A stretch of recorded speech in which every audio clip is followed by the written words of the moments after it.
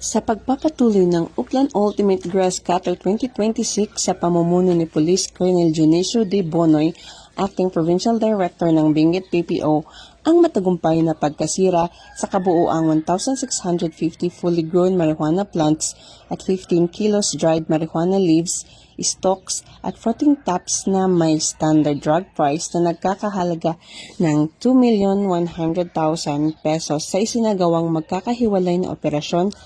Natagpuan ang mga halamang marijuana at tuyong marijuana sa mga munisipyo ng Kapangan, Atok at Kibungan. Lahat ng mga ito ay binunot at sinunog sa lugar alinsunod sa wastong proseso ng dokumentasyon. Unang naaresto sa isinagawang operasyon, gayunpaman patuloy ang investigasyon upang matukoy at mahuli ang mga responsable sa ilegal na pagtatanim.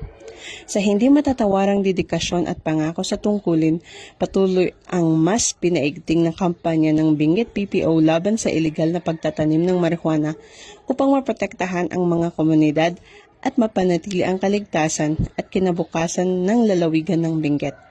Sa pamamagitan ng tuloy-tuloy na operasyon sa eradikasyon, nananatiling matatag ang Benguet PPO sa adhikain nitong makamit ang isang ligtas, mapayapa at drug-free na pamayanan.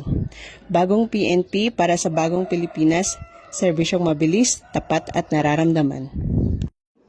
Mula dito sa La Trinidad, Benguet, ako si Police Master Sergeant Beverly L. Pacas, ang inyong PNN correspondent, alagad ng batas, tagataguyod ng Balitang Pulis.